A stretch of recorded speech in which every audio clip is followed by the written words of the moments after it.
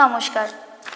Positive বার্তা দ্বারা পরিচালিত বিকাশ টক শোতে আপনাদের সকলকে অভিনন্দন জানাই। প্রতিবারের মতোই আমরা বিভিন্ন ব্যক্তিদের নিয়ে বিভিন্ন আলোচনা করে থাকি এই সভাতে। সেই রকমই আজকে আমাদের সঙ্গে পেয়ে গেছি একজন বিশিষ্ট ব্যক্তিকে। নমস্কার স্যার। নমস্কার স্যার, আপনি যদি আমাদের দর্শকদের উদ্দেশ্যে আপনার পরিচয়টা যদি বলেন। আমার নাম পলাশ ঘোষ। আমি বর্ডার গার্ডিং ফোর্সে 28 বছর চাকরি করে স্বেচ্ছা অবসর নিয়ে এসেছি এবং তারপরে আমি এখন একটা এসএসসির সঙ্গে যুক্ত হয়েছি একটা কাজের জন্য, যেটা স্টাফ সিলেকশন কমিশন, আর তার সঙ্গে আমি এখন কাজ করছি। আর আমার এর পিছনে যখন আমি সার্ভিস করেছি তখন আমি অনেক জায়গাতে, আমরা ভারতবর্ষে অনেক জায়গাতে আমরা সার্ভিস করেছি, বিভিন্ন ডিউটি করেছি এবং সেই ডিউটি ভারতবর্ষের সেবায় বলুন বা দেশ সেবায় বলুন, আমরা কিন্তু সেই ডিউটিটা করে এসেছি। আচ্ছা, তো স্যার আপনি যেহেতু বলছেন যে আপনি একটা সময় আমাদের এই সেনাবাহিনীতে যুক্ত ছিলেন, তো আপনার এই অভিজ্ঞতা কীরকম ছিল যদি আমাদের দর্শকদের সাথে একটু শেয়ার করেন। অভিজ্ঞতা বলতে, ডিউটি যখনই আমরা ইউনিফর্মের সঙ্গে যুক্ত হয়ে যাই তখন অনেক কিছু ওর সঙ্গে লেগে যায়। ডিসিপ্লিন বলেন বা নিজের স্বাস্থ্য এবং যে কোনো জায়গার যে আবহাওয়া, ওয়েদার, সবগুলোর সঙ্গে আমাদেরকে মানিয়ে নিতে হয় এবং সেই মানাতে গেলে পরে নিজেদেরকে বুঝতে পারছেন কঠোর পরিশ্রম দরকার এবং পরিশ্রম না করলে পরে সেগুলোর সঙ্গে মানানো মুশকিল হয়ে যায়, সারভাইভ করতে লাগে। তো আমরা যে কোনো জায়গায় গিয়েছি সেখানে প্রচণ্ড ঠান্ডা এবং সেই ঠান্ডাতে কিভাবে আমরা নিজেদেরকে মানিয়ে নিতে হয় সেজন্যই আমাদেরকে প্রস্তুতি নিতে হয়। এবং কিছু জায়গা আছে যেখানে প্রচণ্ড গরম, সে গরমেও আমাদেরকে মানিয়ে নিতে হয়, কারণ লাস্ট আমাদেরকে কি ডিউটিটা আমাদের করতে হবে, যেখানে 24/7 আমাদের ডিউটি সবসময় চলতে থাকে। এখানে 1 মিনিটের বা 1 সেকেন্ডের জন্যও সেই ডিউটিটা আমাদের বন্ধ করলে চলবে না। আচ্ছা আচ্ছা, তো স্যার আমরা দেখে থাকি, মানে অধিকাংশ সময় আমরা দেখে থাকি যে আমাদের সেনা এবং আধা সেনাদের অনেক রকম ইউনিফর্ম হয়, যেগুলো আমরা সাধারণত আইডেন্টিফাই করতে পারি না। তো মানে এই সেনা এবং আধা সেনাদের যদি আপনি ক্যাটাগরিটা একটু বলেন আমাদের। বুঝতে পেরেছি। আমাদেরকে জানতে হবে যে আমাদের ভারতবর্ষে সেনা আছে, সেনার মধ্যে 3 রকম আছে। একটা হচ্ছে আর্মি, 2 নম্বর এয়ারফোর্স, 3 নম্বর হচ্ছে নেভি। এগুলো হচ্ছে ভারতীয় সেনা। আর একটা দিক আছে, সেটা হচ্ছে ভারতীয় আধা সেনা।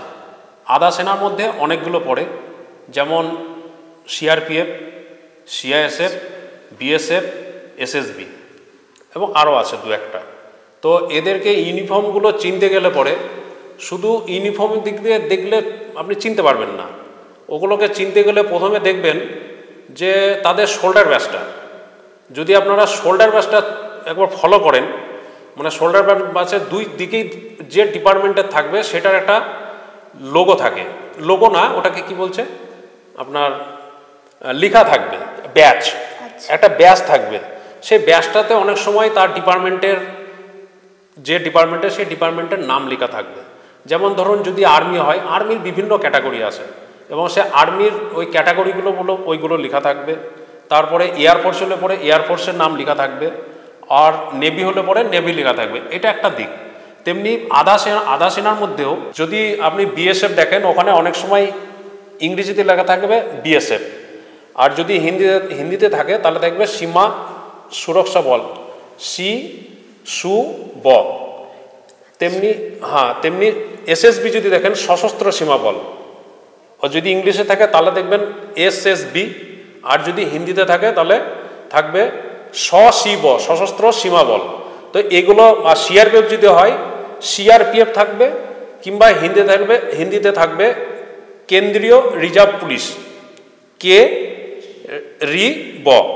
এগুলো দেখেই আপনারা ওই কোন ডিপার্টমেন্টে সে ব্যক্তি মানে ফোর্সটা, সেটা আপনারা বুঝতে পারবেন। এবং তাদের সঙ্গে জামাতে অনেক সময় লোগো থাকে, এক একটা লোগো, এক একটা ডিপার্টমেন্টে এক একটা লোগো ভারত সরকার দ্বারা ওগুলোকে দেওয়া হয়। তো সেই হিসেবে থেকে আপনি ওগুলোকে চিনতে পারবেন। যদি আপনি ইউনিফর্ম দেখেই বলেন যে এটা কোন ফোর্স, সেটা আপনি আইডেন্টিফাই অনেক সময় নাও করতে পারেন। আচ্ছা আচ্ছা, বুঝলাম। তো ধরুন এখনকার জেনারেশন যদি তাদের এই স্বপ্নটাকে বাস্তবায়িত করতে চায়, তো তারা কিভাবে প্রস্তুতি নেবে? হ্যাঁ, এটা ভালো প্রশ্ন। প্রস্তুতি নিতে গেলে পরে আপনাকে আগে জানতে হবে যে প্রথমেই আসবে তার বয়স। বয়স যদি ঠিক সময় মতো করে, তাহলে প্রত্যেকটা ডিপার্টমেন্টে যাওয়ার জন্যই তার একটা সুযোগ থাকবে। মেন বয়সটা আগে দেখতে হবে। আর যদি বয়স না থাকে তাহলে কোনো ডিপার্টমেন্টেই কিন্তু হবে না।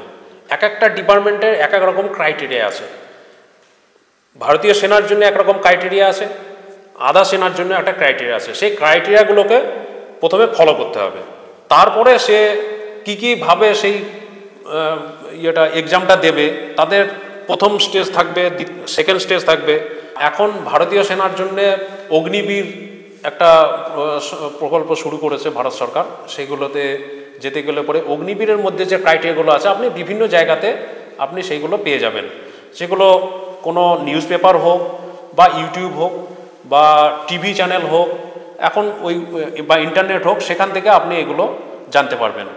তেমনি আধা সেনার জন্যেও যে যে ডিপার্টমেন্টগুলো আছে আধা সেনাতে, তাদের জন্যও আপনি সব কিছু ওই পেপারে, নিউজ পেপার বা ইন্টারনেট বা ইউটিউব সব জায়গাতে পেয়ে যাবেন।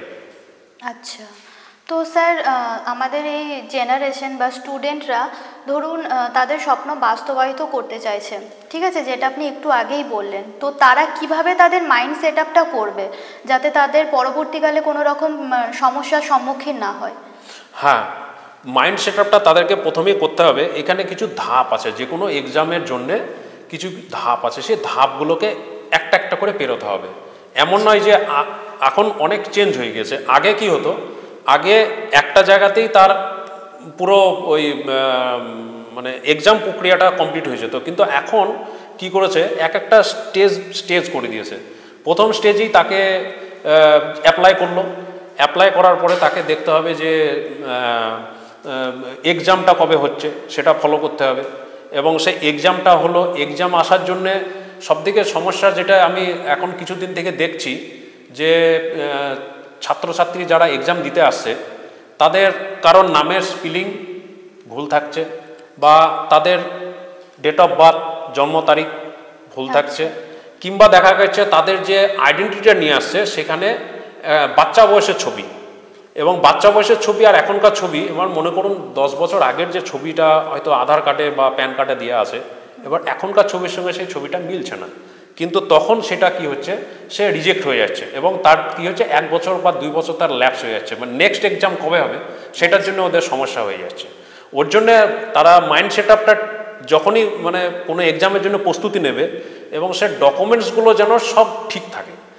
ডকুমেন্টসগুলো বলতে মনে করুন স্কুলের যে নাম আছে বা ডেট অফ বার্থ আছে বা বাবার নাম আছে, যে অ্যাড্রেস আছে, সেই অ্যাড্রেসটাই যেন তার আধার কার্ডে রিফ্লেক্ট করে বা প্যান কার্ডেও করে বা ভোটার কার্ডেও করে, যাতে তার এই 1 বছর বা 2 বছর ল্যাপস হয়ে যাচ্ছে ওই ডকুমেন্টস ঠিক নেই বলে, সেগুলো ওদেরকে আগে সব থেকে আগে ঠিক করা উচিত।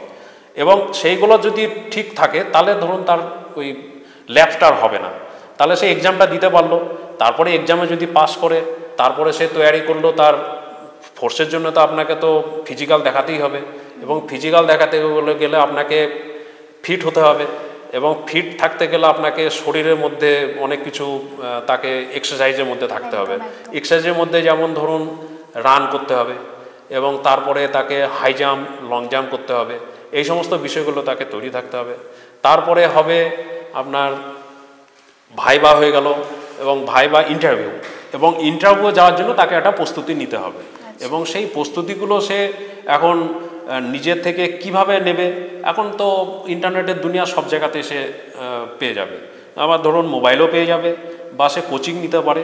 কিন্তু তাকে ওই সমস্তগুলো রেডি হতে হবে, যে একটা এক্সামে পাস করতে গেলে যে আমি একটা এক্সাম দিয়ে দিলাম পাস করে যাব, ওই রকম ভাবলে হবে না। কারণ এখন ভ্যাকান্সি কম, আর কম্পিটিটার বেশি, তা যার জন্যে এখন সব কিছু প্রস্তুতি নিয়েই তাকে ওই এক্সামগুলোতে বসতে হবে। একদম একদম। তো তোমরা যারা নিজেদেরকে দেশ সেবায় নিযুক্ত করতে চাইছো তারা অবশ্যই চেষ্টা করতে পারো, এবং তার সাথে আজকে আমরা একদমই এই অনুষ্ঠানের শেষ পর্বে এসে গেছি। তাই স্যারের কাছ থেকে আমরা জানতে চাইবো, স্যার আজকে আমাদের এই অনুষ্ঠানে এসে আপনার কীরকম লাগলো, আপনার অভিজ্ঞতা কীরকম? আমি আজকে এখানে প্রায় 10-12 দিন থেকে আছি এই ক্যাম্পাসের মধ্যে। তো এই ক্যাম্পাসে একটা জিনিস তো খুবই ভালো, এখানে বাতাবরণ যেটা খুবই সুন্দর, প্রাকৃতিক যে দৃশ্য এগুলো সব জায়গায় পাওয়া যায় না। এখানে এই যে খোলামেলা হাওয়া বা এখানকার যে পরিবেশ, এটা খুবই সুন্দর। এখানে ডিসিপ্লিন আছে, প্রত্যেকটা লোকজন একটা তার নিজস্ব ডিসিপ্লিনের মধ্যে দিয়ে চলে, তাদের একটা ক্রাইটেরিয়া আছে, সেই ক্রাইটেরিয়া হিসাবে তারা চলে। এবং এখানে অনেক ছেলে মেয়ে সবাই থাকে, কিন্তু সবাই কিন্তু একটা নিজেদের একটা ডিসিপ্লিনের মধ্যে থাকে। আমার এই ক্যাম্পাসটা খুবই সুন্দর লাগলো। একদম একদম স্যার। স্যার আপনাকে অসংখ্য ধন্যবাদ আমাদের সাথে এতটা সময় থাকার জন্য, এবং তোমাদেরকেও অসংখ্য ধন্যবাদ আমাদের এই অনুষ্ঠানটি দেখার জন্য। আর তোমাদের যদি এই অনুষ্ঠানটি ভালো লেগে থাকে তাহলে অবশ্যই লাইক, কমেন্ট এবং শেয়ারের মাধ্যমে আমাদের পাশে থেকো। নমস্কার। নমস্কার।